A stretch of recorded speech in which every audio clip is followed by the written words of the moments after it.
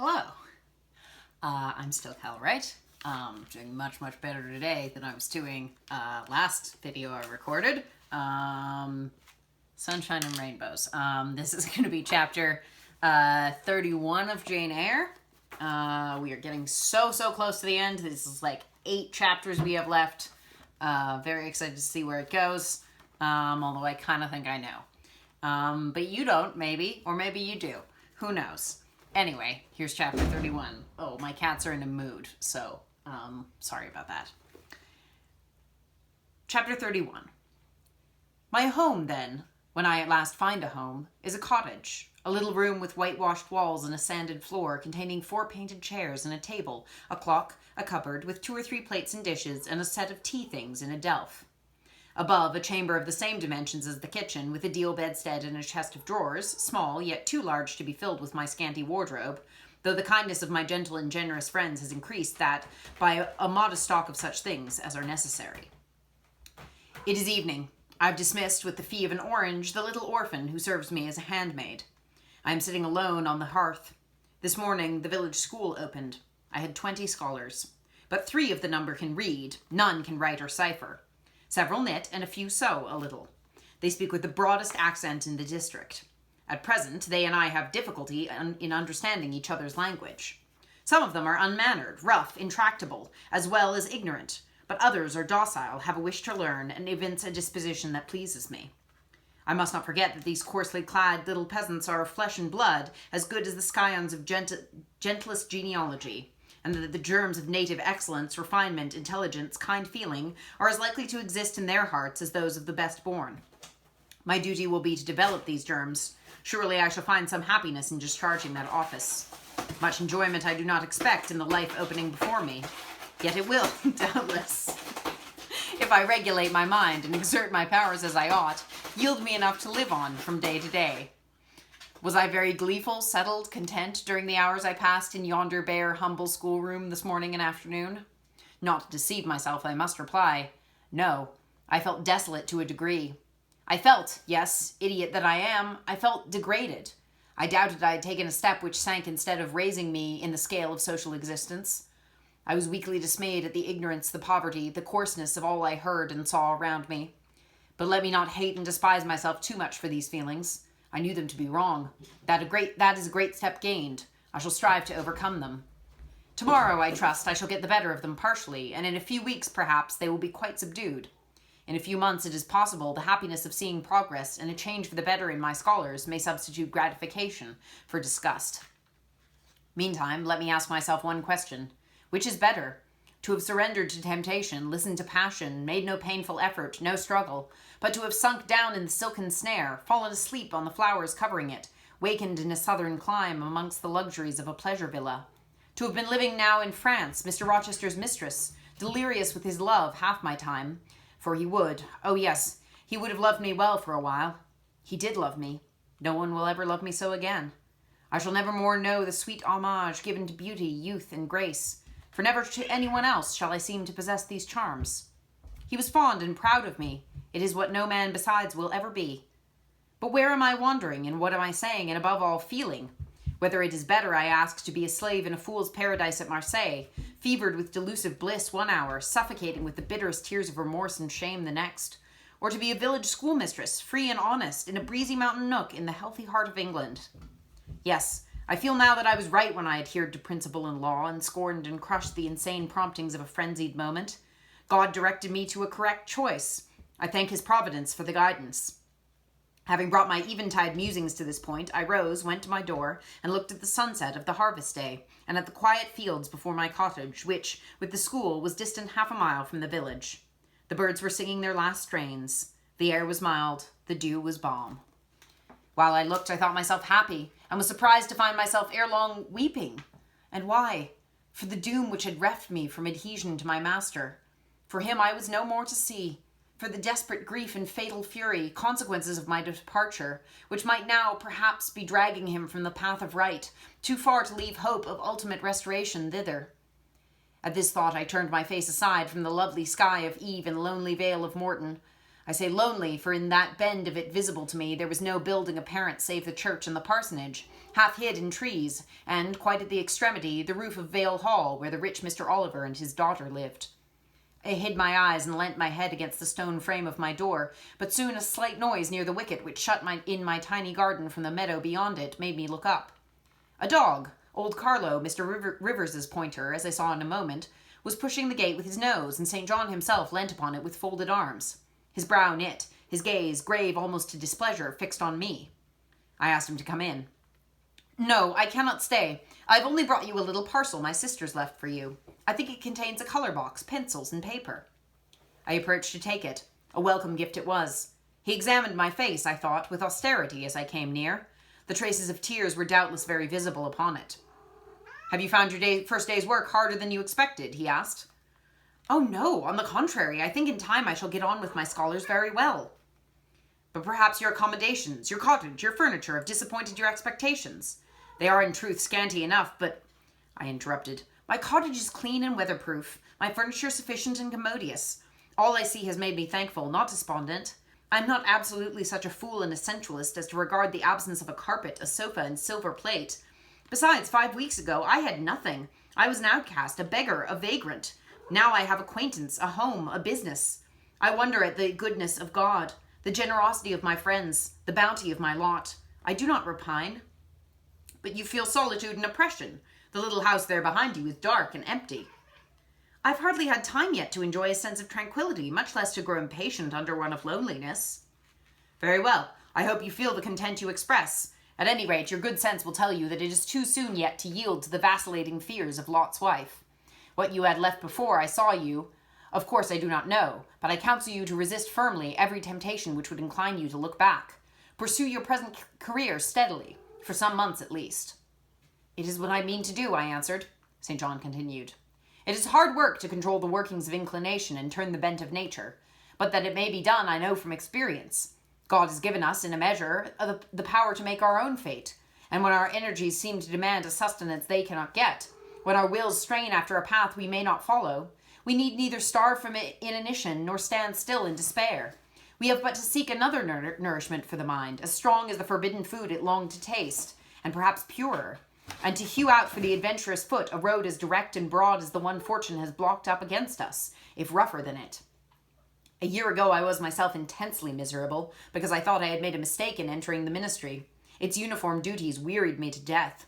I burnt for the more active life of the world, for the more exciting toils of a literary career, for the destiny of an artist, author, orator, anything rather than that of a priest. Yes, the heart of a politician, of a soldier, of a votary of glory, a lover of renown, a luster after power, beat under my curate surplice. I considered, my life was so wretched it must be changed, or I must die. After a season of darkness and struggling, light broke and relief fell. My cramped existence all at once spread out to a plain without bounds. My powers heard a call from heaven to rise, gather their full strength, spread their wings and mount beyond ken. God had an errand for me, to bear which afar, to deliver it well, skill and strength, courage and eloquence, the best qualifications of soldier, statesman, and orator, were all needed, for these all center in the good missionary. A missionary I resolved to be. From that moment my state of mind changed. The fetters dissolved and dropped from every faculty, leaving nothing of bondage but its galling soreness, which time only can heal. My father indeed opposed the determination, but since his death I have not a legitimate obstacle to contend with. Some affairs settled, a successor for Morton provided, an entanglement or two of the feelings broken through or cut asunder, a last conflict with human weakness in which I know I shall overcome, because I have vowed that I will overcome, and I leave Europe for the East. He said this in his peculiar, subdued, yet emphatic voice, looking, when he'd ceased speaking, not at me, but at the setting sun, at which I looked, too. Both he and I had our backs toward the path leading up the field to the wicket. We had heard no step on that grass-grown track. The water running in the vale was the one lulling sound of the hour and scene. We might well then start when a gay voice, sweet as a silver bell, exclaimed, "Good evening, Mr. Rivers, and good evening, old Carlo. Your dog is quicker to recognize his friends than you are, sir. He pricked his ears and wagged his tail when I was at the bottom of the field, and you have your back towards me now." It was true. Though Mr. Rivers had started at first at those musical accents as if a thunderbolt had split a cloud over his head, he stood yet, at the close of the sentence, in the same attitude in which the speaker had surprised him. his arm resting on the gate, his face directed toward the west. He turned at last with measured deliberation. A vision, as it seemed to me, had risen at his side. There appeared within 3 feet of him a form clad in pure white, a youthful, graceful form, full yet fine in contour, and when, after bending to caress Carlo, it lifted up its head and threw back a long veil, there bloomed under his glance a face of perfect beauty. Perfect beauty is a strong expression, but I do not retrace or qualify it. As sweet features as ever the temperate clime of Albion moulded, as pure hues of rose and lily as ever her humid gales and vapory skies generated and screened, justified in this instance the term. No charm was wanting, no defect was perceptible. The young girl had regular and delicate lineaments, eyes shaped and colored as we see them in lovely pictures, large and dark and full. The long and shadowy eyelash which encircles a fine eye with so soft a fascination, the penciled brow which gives such clearness, the white forehead which adds such repose to the livelier beauties of tint and ray, the cheek oval, fresh and smooth, the lips fresh too, ruddy, healthy, sweetly formed, the even and gleaming teeth without flaw, the small dimpled chin, the ornament of rich, plenteous tresses, all advantages, in short, which combined realized the ideal of beauty, were fully hers. I wondered as I looked at this fair creature. I admired her with my whole heart. Nature had surely formed her in a partial mood, and forgetting her usual stinted stepmother dole of gifts, had endowed this, her darling, with a grandam's bounty. What did St. John Rivers think of this earthly angel? I naturally asked myself that question as I saw him turn to her and look at her, and as naturally I sought the answer to the inquiry of his countenance. He had already withdrawn his eye from the Peri and was looking at a humble tuft of daisies which grew by the wicket. "A lovely evening, but late for you to be out alone," he said as he crushed the snowy heads of the closed flowers with his foot. "Oh, I only came home from blank," she mentioned the name of a large town some 20 miles distant, "this afternoon.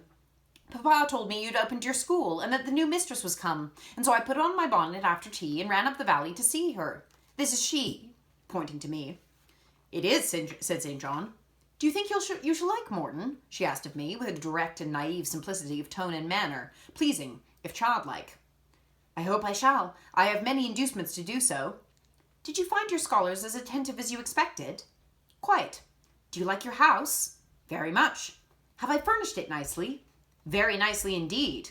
"And made a good choice of an attendant for you in Alice Wood?" "You have indeed. She is teachable and handy." This, then, I thought, is Miss Oliver, the heiress, favored, it seems, in the gifts of fortune as well as of those in those of nature. What a happy combination of the planets presided over her birth, I wonder.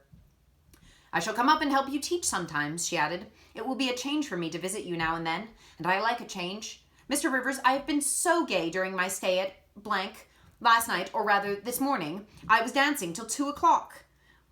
The regiment are stationed there since the riots, and the officers are the most agreeable men in the world. They put all our young knife grinders and scissor merchants to shame." It seemed to me that Mr. St. John's underlip protruded, and his upper lip curled a moment. His mouth certainly looked a good deal compressed, and the lower part of his face unusually stern and square, as the laughing girl gave him this information. He lifted his gaze, too, from the daisies, and turned it on her. An unsmiling, a searching, a meaning gaze it was. She answered it with a second laugh, and laughter well became her youth, her roses, her dimples, her bright eyes. As he stood, mute and grave, she again fell to caressing Carlo. "Poor Carlo loves me," said she. "He is not stern and distant to his friends, and if he could speak, he would not be silent." As she patted the dog's head, bending with a native grace before his young and austere master, I saw a glow rise to that master's face.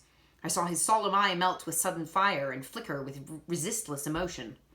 Flushed and kindled thus, he looked nearly as beautiful for a man as she for a woman.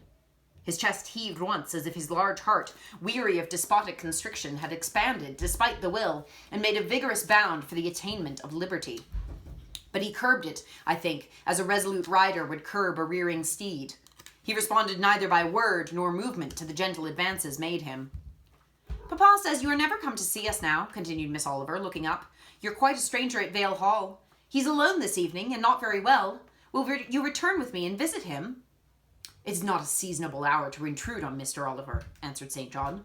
"Not a seasonable hour, but I declare it is. It is just the hour when Papa most wants company, when the works are closed and he has no business to occupy him. Now, Mr. Rivers, do come. Why are you so very shy and so very somber?" She filled up the hiatus his silence left by a reply of her own. I forgot, she exclaimed, shaking her beautiful curled head as if shocked at herself. I'm so giddy and thoughtless. Do excuse me. It had slipped my memory that you have good reasons to be indisposed for joining in my chatter. Diana and Mary have left you and Morehouse is shut up and you're so lonely. I'm sure I pity you. Do come and see Papa. Not tonight, Miss Rosamond, not tonight. Mr. St. John spoke almost like an automaton. Himself only knew the effort it cost him thus to refuse. Well, if you're so obstinate, I will leave you, for I dare not stay any longer. The dew begins to fall. Good evening. She held out her hand. He just touched it. Good evening, he repeated in a voice low and hollow as an echo. She turned, but in a moment returned. Are you well? She asked. Well might she put the question. His face was as blanched as her gown. Quite well, he enunciated, and with a bow he left the gate. She went one way, he another. She turned twice to gaze after him as she tripped fairy-like down the field. He, as he strode firmly across, never turned at all. The spectacle of another's suffering and sacrifice rapt my thoughts from exclusive meditation on my own. Diana Rivers had designated her brother inexorable as death. She had not exaggerated.